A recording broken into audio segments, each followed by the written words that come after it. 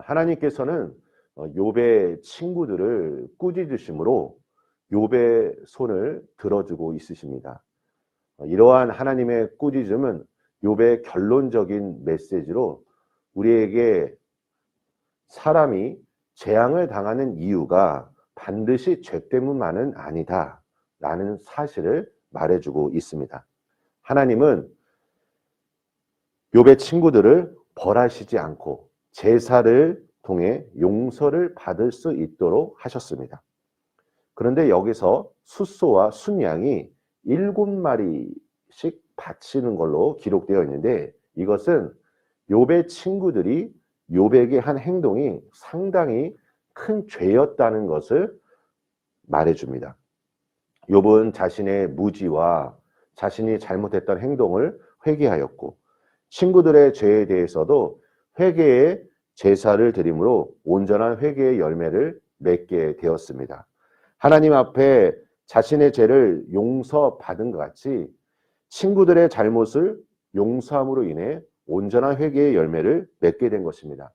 우리가 잘 알고 있는 마태복음 6장 12절에서도 우리가 우리에게 죄 지은 자를 사하여 준 것 같이 우리 죄를 사하여 주시옵고, 주기도문의 기도의 내용입니다. 하나님께서 우리의 죄를 용서해 주셨기 때문에 우리도 우리에게 죄 지은 사람을 용서해야 한다는 것입니다. 마태복음 5장 23절과 24절에 예수님께서는 누군가에게 원망받을 만한 일이 생각나면 먼저 가서 화해하고 와서 하나님 앞에 예물을 드리라 라고 말씀하셨습니다. 이것은 하나님과의 관계, 그리고 이웃과의 관계가 서로 이어져 있음을 교훈합니다.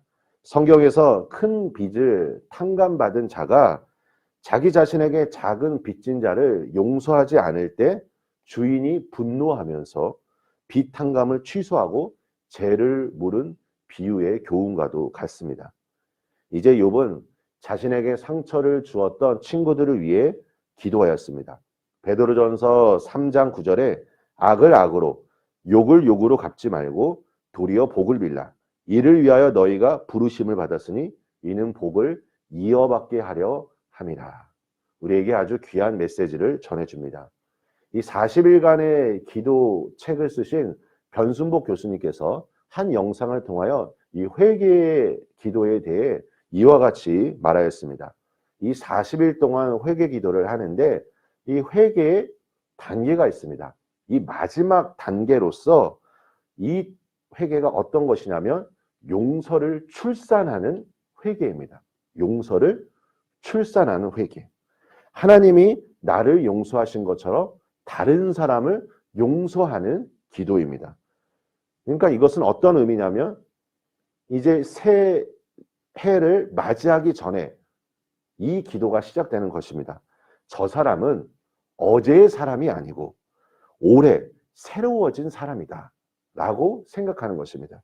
저 사람도 나처럼 하나님께 용서받은 사람이다. 그래서 새롭게 관계를 시작하는 것입니다. 이제 욥의 행동으로 인해 놀라운 회복의 역사가 일어납니다. 하나님은 욥에게 은혜를 베푸셨고 모든 것을 회복시키셨으며 원래 가졌던 것보다 갑전의 재산을 얻게 하셨습니다. 우리는 여기서 중요한 한 가지 과정을 알아야 할 것입니다. 하나님은 복을 주시는 분이십니다. 복을 주시기를 원하시는 분이십니다. 우리가 하나님 앞에 복을 구하는 것은 잘못된 것이 아닙니다. 하지만 복과 은혜를 받기 위해 우리에게 필요한 것이 있습니다. 욥을 한번 보십시오. 욥이 어떻게 행했습니까? 하나님 앞에 회개하였고 자신의 친구들을 용서하였고 화해를 이루었다는 것입니다. 그의 삶에서 여러 가지 있었던 그 관계적인 문제, 그리고 마음이 온전하게 변했던 것입니다. 관계가 깨진 상태에서 우리가 혹시나 내 정욕대로 하나님 앞에 무언가를 구하고 있지는 않은가 스스로 돌아봄이 중요합니다. 하나님의 목적은 물질의 복이 아니라 우리의 영혼을 온전히 회복시키는 데 있습니다.